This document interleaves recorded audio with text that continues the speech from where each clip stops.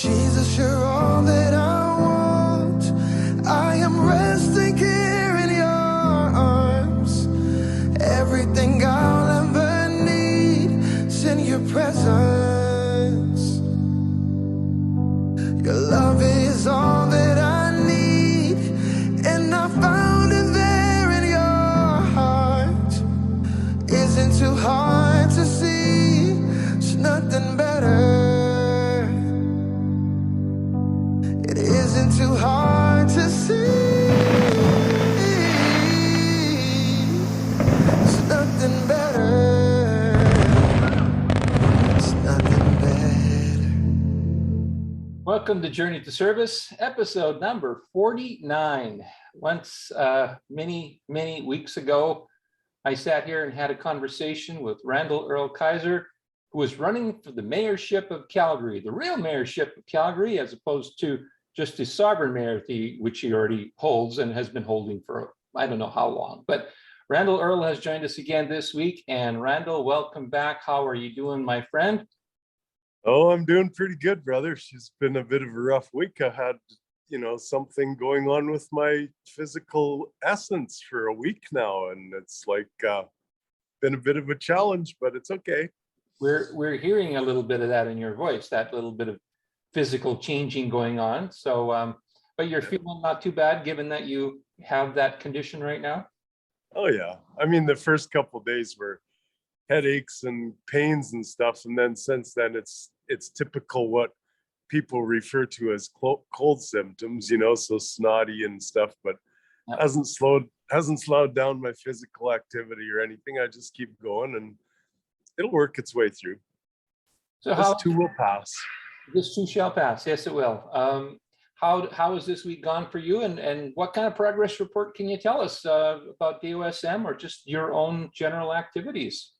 Oh gosh, it's all one, like that's the thing. Like once we realize that we're part of the all, or all one, whatever words you want to use, then, doesn't matter if it's DOSM, because I choose to be there, and be involved in that, or my own precious little life, or the idea that, we still have the people gathering every Saturday here in Calgary for a beautiful big group picture and videos and all that kind of stuff, showing the world that we're not stopping until this ridiculousness of the globalist agenda and the World Economic Forum just goes away, because that's what's happening.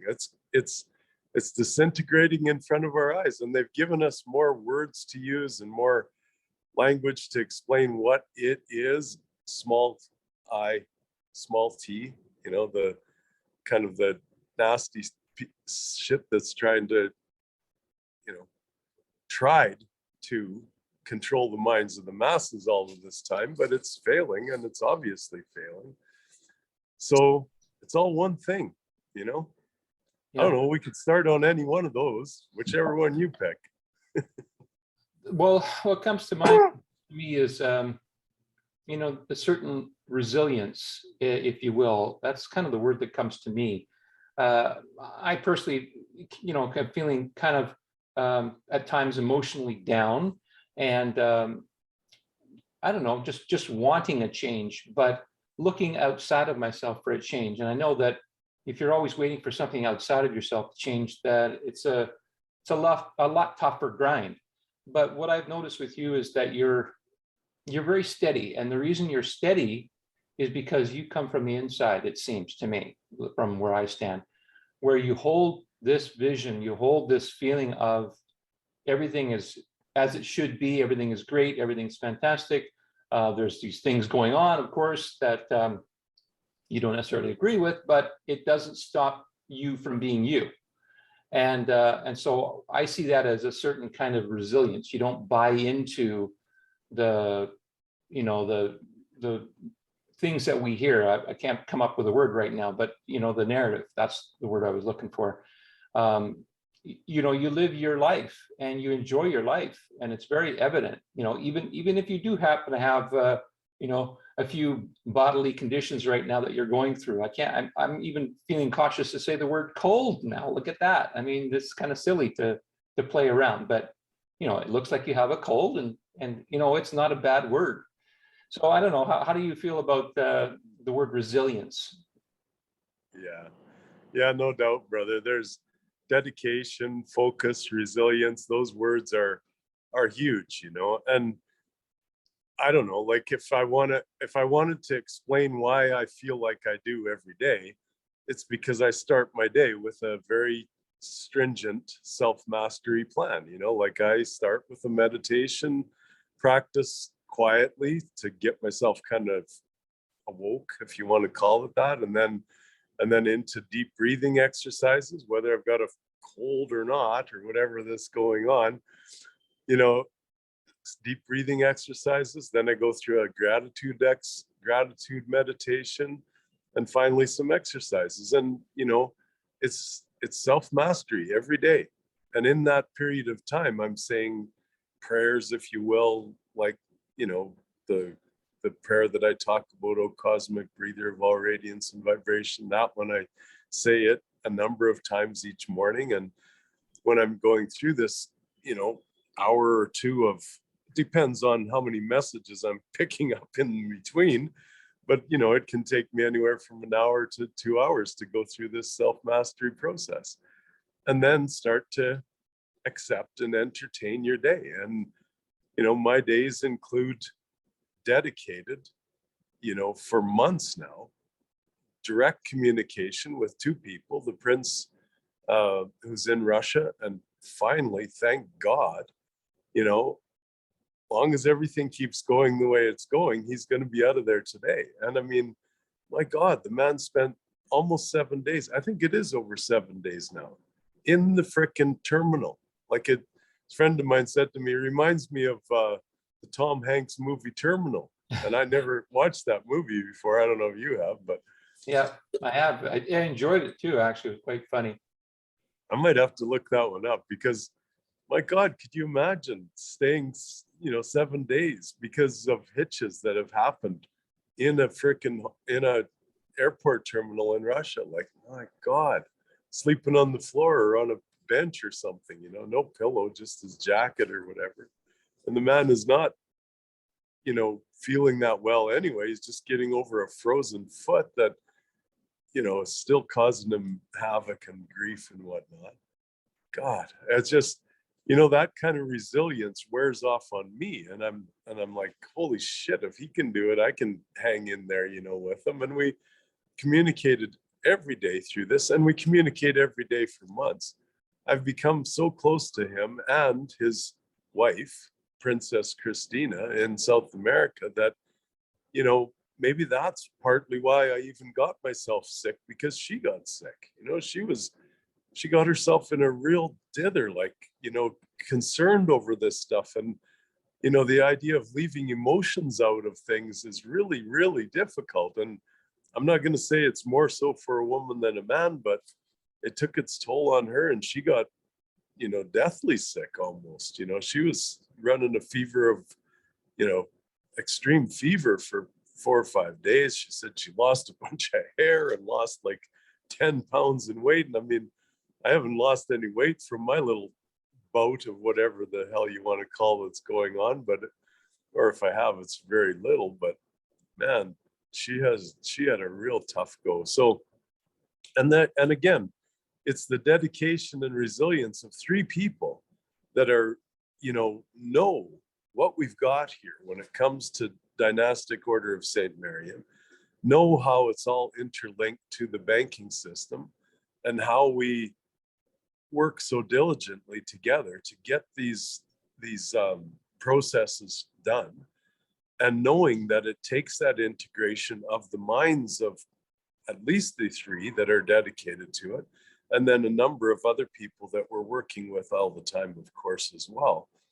But you know, that core group was a real challenge for us this last, oh shit, it's been over a month of challenges that we faced, and we just hang in there, you know, and we'll get each other excited for a little while, and then get back to, okay, listen, you know, we're individuals, we know that we're all following a karmic path, even though there's a hive mind connecting us, and then a bigger hive mind that connects all of mankind.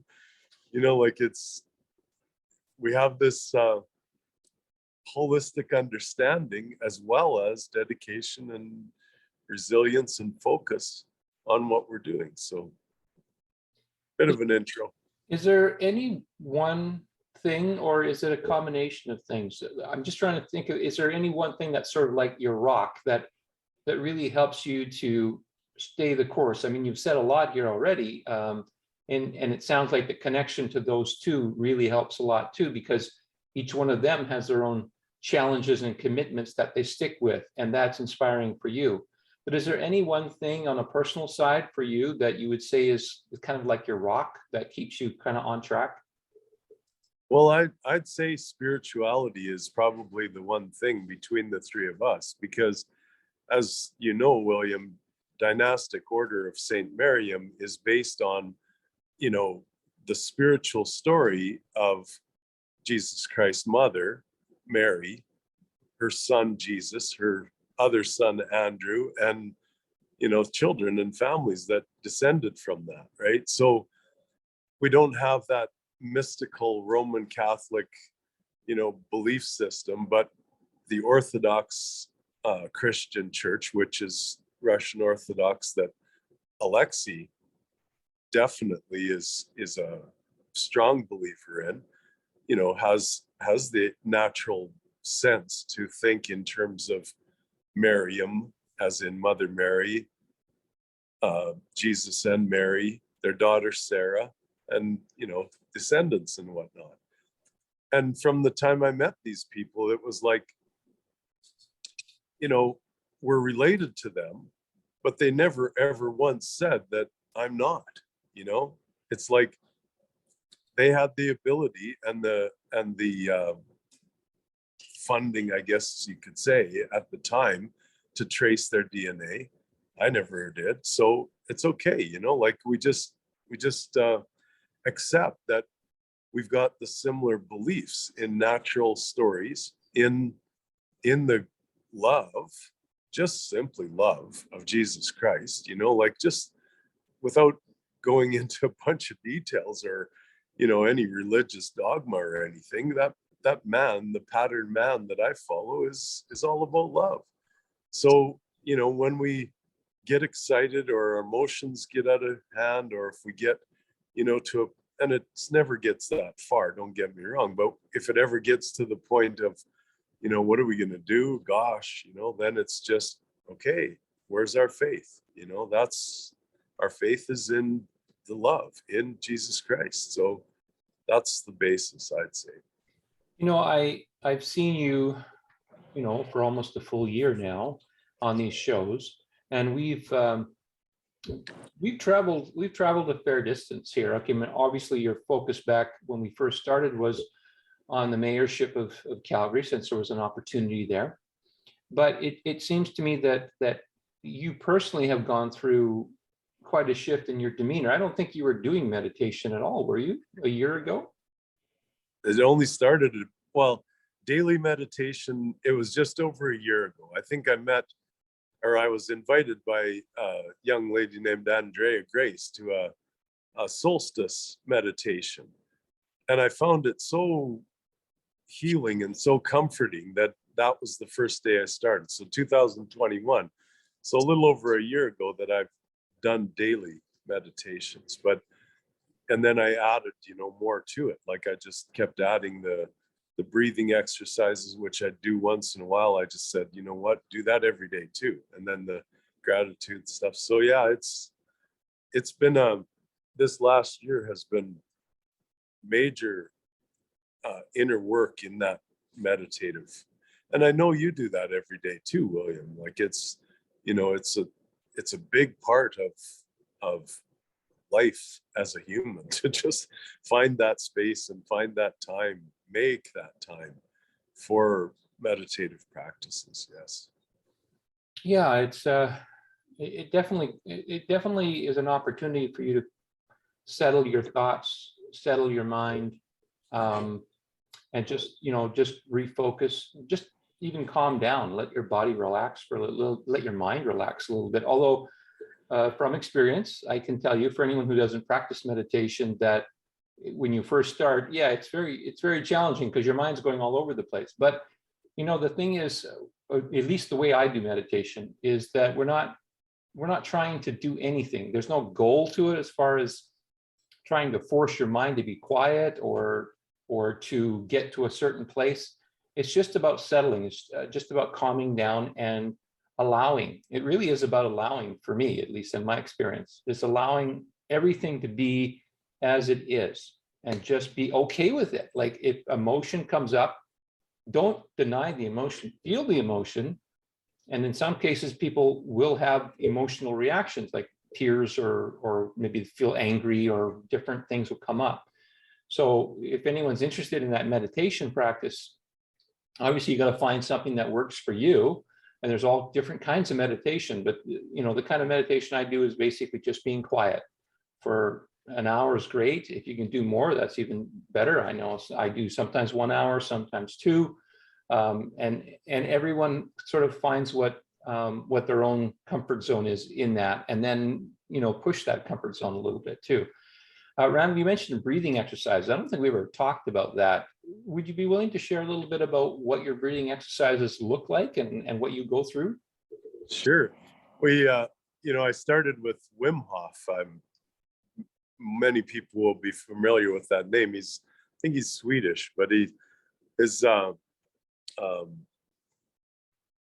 I'm getting messages on my phone here as we go along from Princess Christina, which is nice. But we started a little chat: belief, trust, and faith, for instance. That's the words that we're using. But yeah, Wim Hof was where I started. And then I have a friend in Portugal, Martin McNichol, who really showed me some major stuff. Like we went through an hour on the solstice of this last year in December and I think it was an hour and a half of breathing exercises that did some stuff to me that was like surreal almost, like when you short yourself and deep breathe like that, parts of your body will stiffen up, and it's kind of a strange thing. But that was the other aspect of it. But yeah, mostly like my daily stuff is Wim Hof.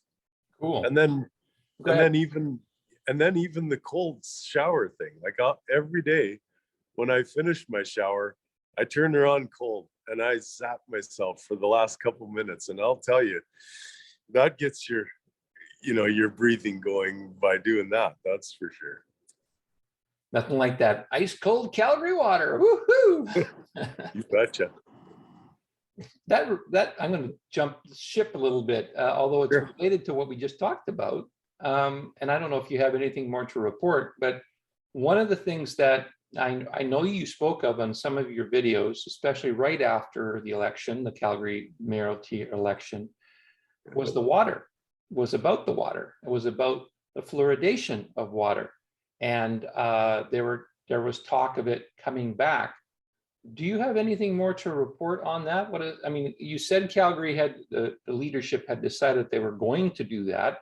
Has that actually started yet in Calgary? No, it's like they said at the time it would take over a year to get things set up, to get on track to do that.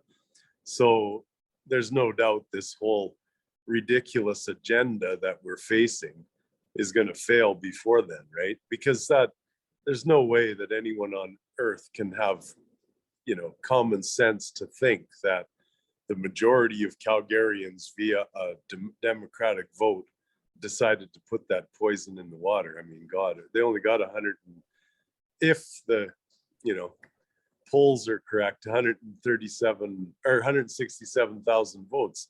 I mean, there's 1.4 million people in Calgary. So it's just like everything else with this so-called democratic process. It's an agenda that's been pushed by, a very few people onto the minds of people that are completely brainwashed, by the idea that fluoride is good for them. And then they'll say something like, see, the people supported it. Come on. It's just like this other narrative that we went through for the last 2 years just to get people to take that thing in the arm. Like, just pathetic, you know, but we can see it failing, and we can see it failing faster every day, you know, like the whole, yesterday was a good one. I'm going to turn over there, if you don't mind. Oh, sure. To our little march yesterday, and how, you know, we finally got to the point where we've attracted Antifa, they call it, members to our walk, right? Yep.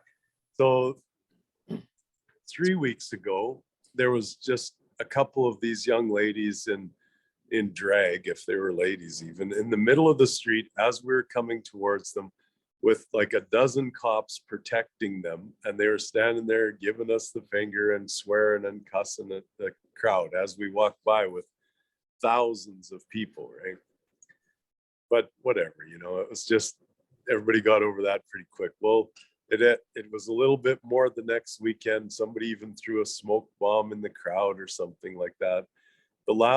Yesterday, we got to a certain spot on 17th Avenue, and there was about a dozen of these guys, and it was mostly men. Like there was might have been a couple women too, but mostly men, and dressed, you know, faces covered up and stuff like that, that were standing on the street. And again, at least a dozen this time, maybe 20 cops going to protect them from the crowd, as if we were going to do anything to them, you know.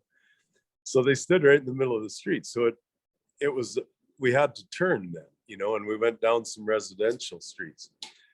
But in the middle of that, I thought, well, you know, it would be easy just to go around them and to keep going where we're going. So I did that, you know, myself. I just weaved my way through the police and got to the other side where these goofballs were standing. And there was one guy there with dark glasses on, you know, in his 40s, and a blue diaper on his face, you know, one of those medical diaper things.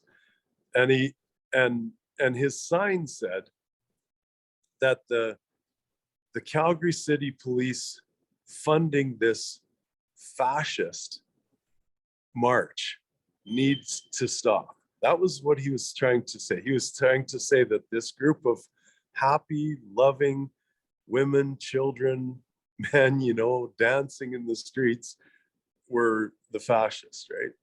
Mm-hmm. So I went right up to this guy and I looked at him. I said, "Can you speak? Like, do you actually talk?" And he wouldn't say a word. And the rest of them too, they're like glossy, staring into space, you know. Like I tried to say something to them too, but nobody would speak to me. And this one guy in particular with that sign, I said, "Do you realize how ridiculous that is? You know, when you're the man, if you're supporting this man that we call our prime minister, is supporting an outright fascist regime, and you know, in the Ukraine, that's killing its own people, advertising that it's an invasion by Russia.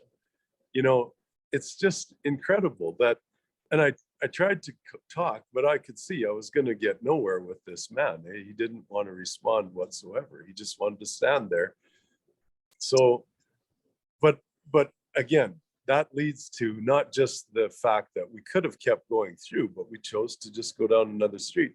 And it ended up being probably better because more people in Calgary got to see us, you know, going down some residential apartment streets where people were outside waving at us. And but what it brought me to is this idea of this fascist organization.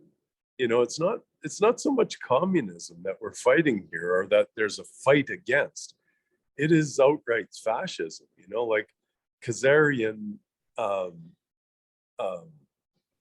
people that tried for ever since World War II to control the agenda and move this population control. And that's what it is, you know, both in a mental and a psychological, or a physiological and a psychological manner, towards even more control. You know, like the World Economic Forum, the Ukrainian leadership, the government there that was catering to, and, you know, NATO and this attack on Russia, basically, or the threat on Russia.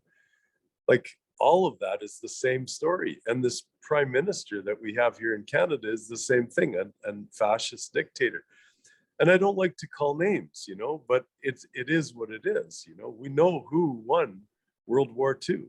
It was the fascists. It was the Nazi fascists that won. It was not, the communists from Russia or anything like that. Like it just, when people look back at history, they can see the obvious agenda that was formed after World War II and or during World War II, and continued on to this recent time, when it finally became revealed to the public that these fascists were not going to stop at anything to control the physiological and psychological aspect of the human population through media propaganda stories of this stuff, and then physiologically forcing the population into experiments with this stuff. So could you imagine if I would have been able to open up that conversation with that man that was standing there with a diaper on his face and dark sunglasses, who wouldn't even speak to me? Like, what is in a mind of a human like that? Like other than complete utter brainwashing, or he's paid to do what he's doing to disrupt the whole situation. I don't know, but I wanted to go there because it was kind of, it relates to what's going on in that hive mind legal jurisdiction world that I admit I function in and walk around in. I still have to do that, and I support the idea of freedom from that ridiculous agenda and that narrative. So my life with Dynastic Order of St. Miriam and the banking world, where we're infiltrating the banking system with love and bringing the consciousness into the world of banking, and all of that is where I function most of the time. But my Saturdays are involved with this beautiful gathering of people, and I'm telling you why I'm there and why those people are there, because most of them, in some way or another, really comprehend what I'm saying right now. It's an agenda by a very small group of people to control the psychological and physiological human beings. I wanted to go back a couple of steps and sidestep a little, because I was thinking about when we were talking about the water, we were talking about how some of the decisions were being made, and it made me think, using the so-called democratic system, and it made me think of the cities that the DOSM has been talking about creating, and in those cities. So I'd like to ask sort of a question along that tangent: is how would decisions be made in communities like the cities that DOSM is wanting to create and build?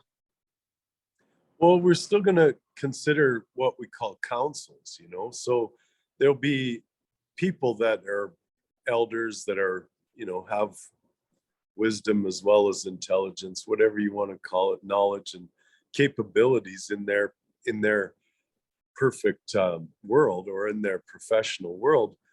And those councils will meet and make decisions, no doubt. But when you're basing something on principles of nature to start with, then the idea of bringing in chemical,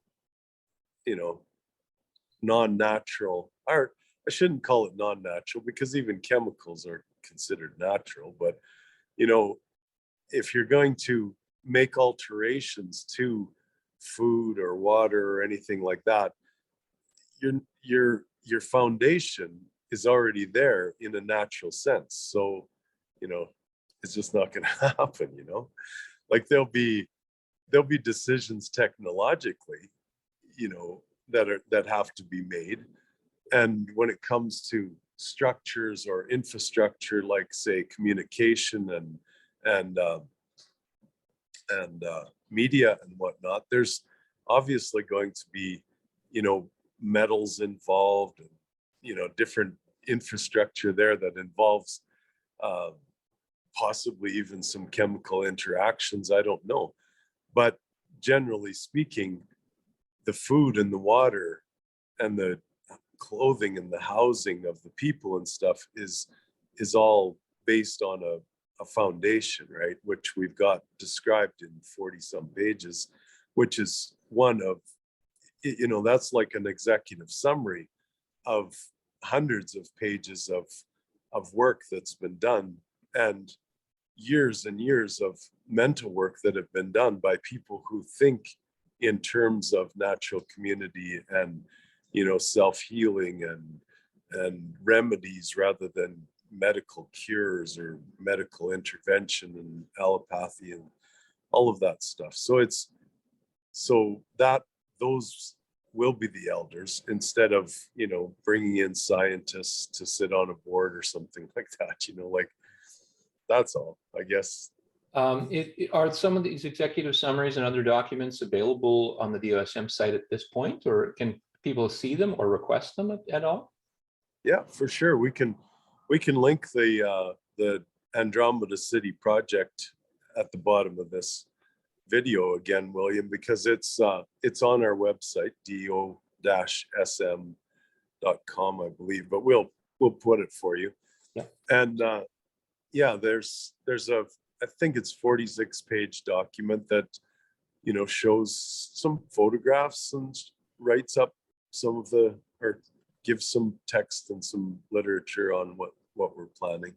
But again, like I say, open your mind to that, co-create with us. Most people that are watching this show are going to already be thinking in those kind of terms, so it's going to be repetitive stuff for them to read. And then just think in terms of how, like for instance, Roman Light and I had a wonderful conversation this week, almost 2 hours of amazing stuff. Like, we started off talking about his mathematical project that he worked on to predict fluctuations in currency markets. And he's talking more cryptocurrency than other stuff, but my God, that man, he's got a brilliant mind. And his mathematics, along with his natural thinking and the cycles of, the hive mind of man, or the natural cycles of Mother Earth and our plane of existence where we live and stuff, as far as seasons and moon cycles and stuff like that. And then, taking those two things and then finishing the last half hour of our conversation talking philosophically about why all of this is happening and how it's going to continue to work, and how human beings are not only resilient, dedicated, and focused when they are faced with, adversion, but how we're also extremely willing to try something different, to work our way out of a situation.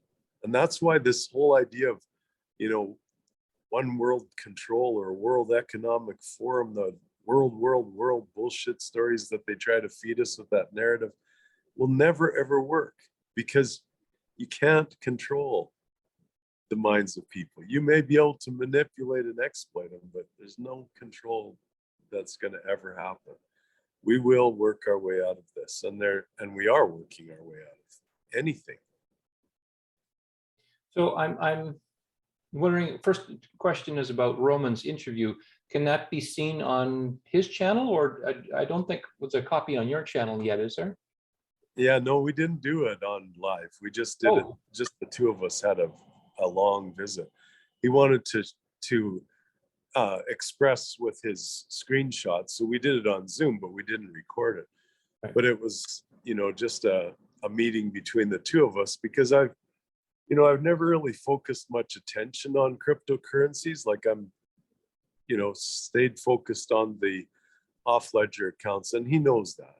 There's very few people that do what I do, so he's not going to throw me off. But at the same time, my mind is open to learning, and I'm glad I did, because I've I also see the merit in decentralized blockchain technology when it comes to monetary exchange. You know, we can't allow, and we won't allow, you know, centralization or world control or whatever words that, you know, the World Economic Forum or central bank wants to put on it. You know, we're not going to allow that. Human beings won't. They'll always figure out something. They're ingenious. So, you know, cryptocurrencies will continue. Where and how, I don't know, but thank God for them, you know. Thank God for people and their adaptability. Interesting stuff. I'm kind of curious about decision making that would go on when decisions are needed in some of these, you know, I believe you call them Andromeda cities. Yep. So if in people that live in these communities, obviously there'll be a certain plan that you talked about already that will be put into place to create these cities and to create the infrastructure and all those kinds of things. But as you know, move on in existence and life and just living, things will come up, you know, opportunities will come up, things will change, decisions, only new decisions have to be made. I'm wondering, and you mentioned also a little bit about, you know, cryptocurrencies and blockchain.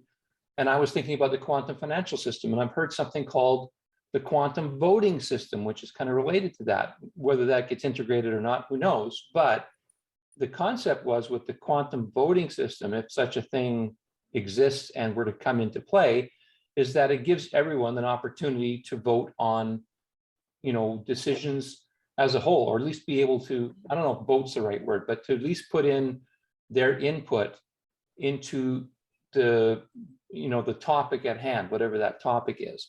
And so blockchain can, the way I've heard it, heard discussions about it, would be to create it so that it's unique and safe. So in other words, no one can manipulate what input I put into the system and what it says or what comes through it. What I say or what I share, I choose to do that, and nobody can change that. So is there any thoughts or any anything built into that 40-page executive summary that talks about decision-making amongst the people within the cities at all? Yeah, not really, William, but you know, we basically focused on the construction and the, you know, the foundation in that document. But I like what you're talking about. Like, I want to, you know, kind of expand on that a little bit, you know, as far as decentralization and blockchain technology, right? Yeah. Affecting choices of people and allowing that vote. And vote's not a bad word when it comes to that. I don't know, maybe there is a better word, but I'm not saying it's wrong. To actually be able to vote and know that there's not going to be any interference. And we have that capability with technology nowadays, that we don't need this central system that has the capability to manipulate, which it, you know, that's what government is. And whether that be a municipal, provincial, federal, central bank, or whatever government system you want to say, your mother, you know, like, it's like, if she's going to get involved with the decision making, then she's a government, you know, like, so get rid of that central bank or central system, decentralize, blockchain, and you watch, things will change so fast on this earth, because we've been so used to allowing some middleman in there to you know, potentially exploit and manipulate things, that it's, you know, it's just amazing. I think a little bit more about this. You know, the voting, I like the idea of voting too. And yet, if we compare the voting in a blockchain type of environment versus the voting that we've been doing all these years when it comes to elections and every so often, I mean, it was always presented as something that it's a pain. It's difficult. It's something you have to organize. It involves a lot of people, and then you still only have a small representation, and even the representation doesn't necessarily represent the people. It represents something that is put down to the people, and then still is done in a different way when it comes to the actual action of things. So, and you've talked about it earlier in the show too, in that democratic process. I mean, that's what crossed my mind a minute ago. You know, on a lot of these videos on the mainstream, we've heard it said that something is being a threat to democracy, and it sounds so serious, and it sounds so dark, and it sounds so, you know, like we're in trouble kind of thing. But what I think I'm hearing you say is that maybe this democracy thing isn't exactly what it's cut out to be. And maybe it's a good thing that this threat to democracy is actually occurring, because maybe we can go to a system that isn't democratic in the old way, but is actually more of a representation of all the people rather than just a select few, you know, a select few. Any thoughts about any of that? Oh boy, you know, we've talked about this many times in the show, and my diving into the mayoralty candidacy here in Calgary was just such a, you know, proof to my mind how pathetic the idea of democracy or any threat to democracy is. I mean, my God, we got, you know, we're down in that just over 50% of the full number of eligible voters in Canada that voted at our last election. So how in the hell can you even talk about democracy when you only have 50% of the people even showing up to start with? Like, it's just amazing. And then go from there and say you've got two sides of the same coin, a liberal and a conservative candidate who both support an agenda that is complete, utter, you know, insanity, you know, and they're still doing it. Like, you know, whether it's the conservatives or the liberals here in Canada, or the Republicans and the Democrats down in the States, they're both still talking about this thing as if it's real and not just an experiment on the minds and the, you know, the psychological and physiological masses.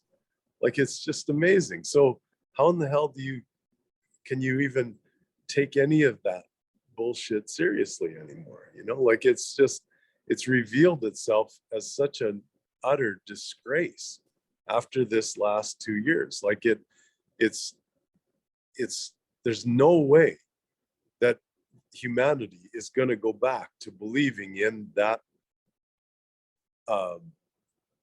story of democracy ever again. We need something different, because we can't go back to that complete, utter lunacy, that complete insanity of believing that, you know, we've got two parties. One's the good guys, one's the bad guys, one's the left, one's the right.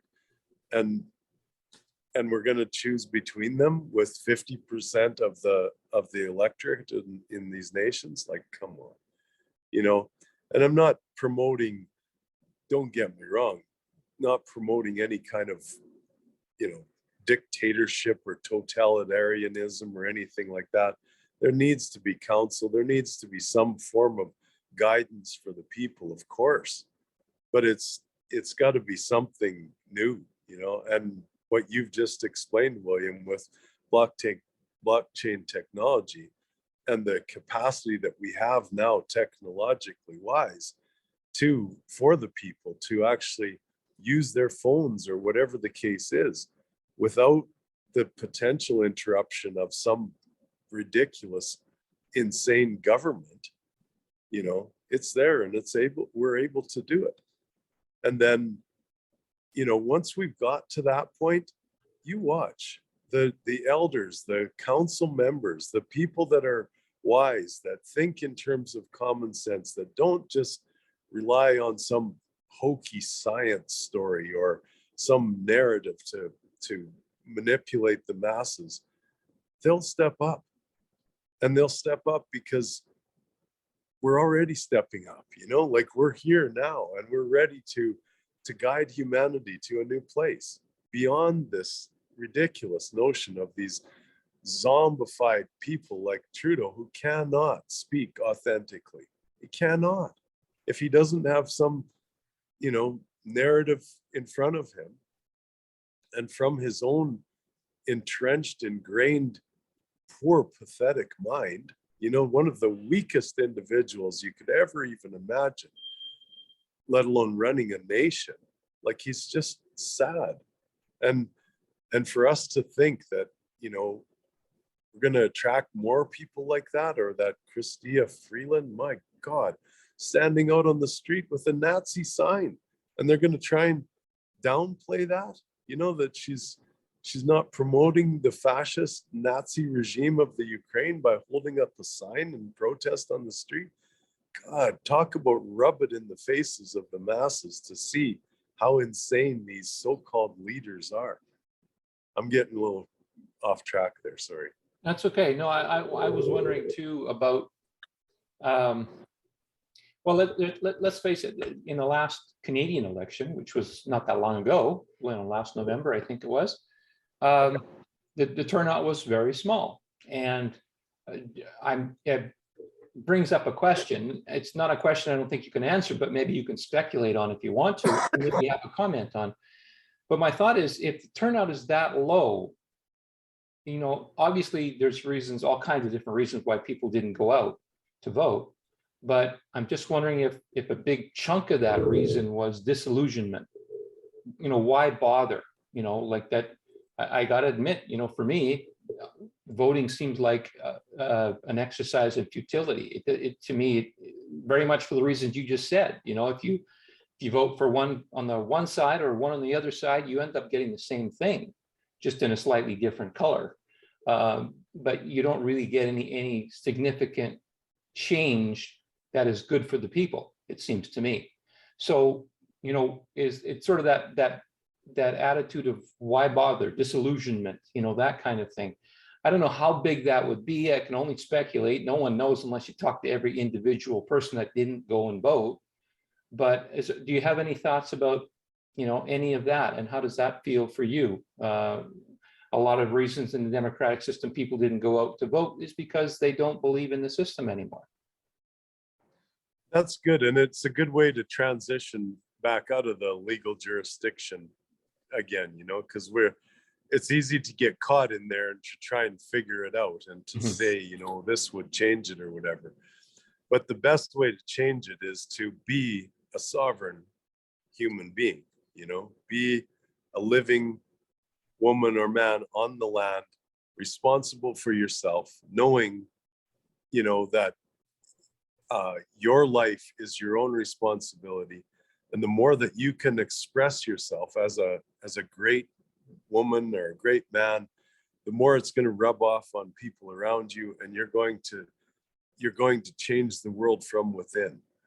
So, and then if you so choose, become a council member, become, a leader of the community, some manner, put a word on it or a role on it or a title on it, all you wish, but use that inner wisdom that each of the people that are watching this video have. And I know they are, because we get a very small audience. So we're not getting a bunch of, newcomers or anything, William. This is people that already know what we're talking about. And when you have that, then take that responsibility and share the goodness, share the good words, the happiness, the joy, the promise, the hope, the peace, the love, the harmony, all those words, and watch the world change around you, one at a time. And that's where, bringing yourself into that sovereign state of existence and balancing yourself with the practices we talked about in the mornings that we do and our meditation and stuff, that's where it begins. It's never going to begin by trying to evaluate what's going on, like what we've been talking about with the Nazi organization and, the World Economic Forum, or, I'm using words and names just because it relates to people's minds, but call it whatever word or language that you want. There was a world order that was trying to express itself through a small number of people, and world being a human construct. So world order being a construct of a small group of human people that wanted to, psychologically and physiologically control the masses. We're working our way out of that happily. It's a long grind, and definitely it's a great idea to have a support system, whether that be meditation, whether that be other people who kind of are akin to the way you personally like to follow. Different, and I've noticed there's many different kinds of ways of thinking or thoughts, independent thoughts, sovereign thoughts that people have that are different from other people who have sovereign thoughts and intentions and goals. And it's not one's better or one's worse. It's more of what resonates for the individual, what resonates for you, what resonates for me. Follow that, follow your heart. I feel like that's so important. And one of the things that was crossing my mind, which I wanted to touch on before we wrap up the show, is I was thinking about your book again, and I was thinking about the kind of journey that you've been on from about the time you started to go to China and the Far East when you were still, a beef rancher. And I'm curious to know if someone were to ask you, how different is Randall Kaiser from that time before he took that first trip to China and the Randall Kaiser that's here now? How different is that? Like, how much have you gone through? How much have you changed? How about that for a loaded question at the end of the show?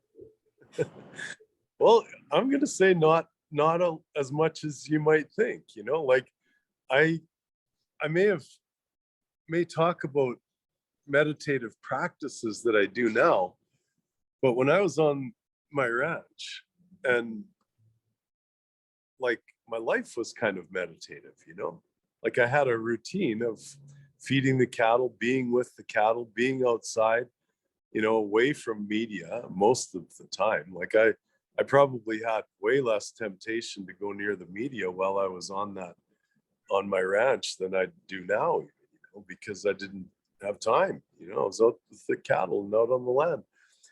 So probably less than you might imagine, so if you take in the meditative aspect of what we've been talking about today and that inner work, then, there's two paths. And this friend of mine used to kind of talk about it that way. And he'd say to me, well, the path of the monk or the business monk is kind of two words that he used. And one would be just to, focus on yourself and focus on your meditative practices, and then just add a little bit to your life, like we'll add a job or, something like that, and do it or whatever, but adding to has been my life, and adding to the knowledge of the banking world and learning that for all these years. I mean, my God, the education process that it took for the last 6-7 years to learn the intricacies of Swift messaging and, just the idea of these asset-backed accounts and how they exist and how they've been, hidden away from the public, like with certificates and boxes and, gadgets, and you can't even imagine some of the stuff that I see. And I mean, I'm not saying it's a secret. If you want to know, like there's boxes with certificates, but filled with all kinds of little gadgets and symbols and stuff in these boxes. And the box itself has a value of 5 trillion or $30 trillion. How could that be? Well, because it's mostly the certificates that go along with it. But you can't, the stuff that goes with these boxes, the keys and the, symbols, oh my God, how humans have come up with this stuff. It's just incredible to imagine. And it's such obscure information, Swift messaging alone, like it's down here at the other end of the hall that I'm sitting in again. And how many people even know how that works other than to send a wire transfer to your buddy in Russia for a couple $100 or whatever, like, or the home to the Philippines but yeah, it's like, it hasn't changed that much, but at the same time, I've added to my experience and allowed myself through a clean lifestyle, no fluoride and, clean diet and stuff, for my brain to become malleable and accepting and of learning new things. So that's what I suggest to people. And in that process, never be afraid to be dedicated to people that you love and you trust along the way. And to say that in the banking industry or in the world I live in, to love and trust and believe in the people I'm working with, that's pretty rare. Because the banking industry is mostly about, how can I make a buck? Just like any other business, I think it's a foreign language there in that environment. It's been really fun. And fun is the word, because I shock the shit out of people when I won't resist saying I love you, and saying that in notes to male friend bankers. I love you, brother. Like, we're going to do this. Humanity needs our love in the banking system. We need to continue to infiltrate it with humanitarian minds, heartfelt desires for the love of people and for all, like, let's not forget about nature. Let's not forget about the cycles of nature and how it's becoming spring. This week I'm going to tidy it up here a bit now, because I know we're getting to the end, but go back to how I was feeling this week in my sick body. And it was cloudy. Barely a little bit of sunshine came out for us yesterday on our march, but we had a cloudy, snowy first part of March. Like, it was kind of a dismal start. Look at that sun today. It's just like bright white coming out in my back of my head. I can feel it through the window. And I'm going to go and enjoy that this afternoon for a walk. And, get as much of that as you possibly can, folks, because nature is where we rejuvenate and we replenish these physical and psychological beings that we are. All right, here in Capilano City, we've got the sun beaming through too. We've had it for the last 4 or 5 days, and I'm going to definitely do some of that today too. Was out on the beach a couple of days ago, so I really enjoyed that. It was nice to get out. It was a long time for me, so it was good to get out. It's been another fascinating talk. We've covered a lot of bases, gone through the gamut. Randall, I thank you again for your time and your wisdom and your consistency and your unfailing drive. I don't know how else to put it, but your unfailingness in continuing to pursue the DOSM goal and your own personal goals around sovereignty and all of that. So thank you so much. Awesome, brother. Well, we'll just say, with peace, harmony, love, abundance, and freedom for everyone and everything every day on our minds, like we always do. Abundance, sovereignty, health, love, and euphoria. Go get some sunshine, folks. Isn't too hard to see. It's nothing better. It isn't too hard to see. There's nothing better. It's nothing better.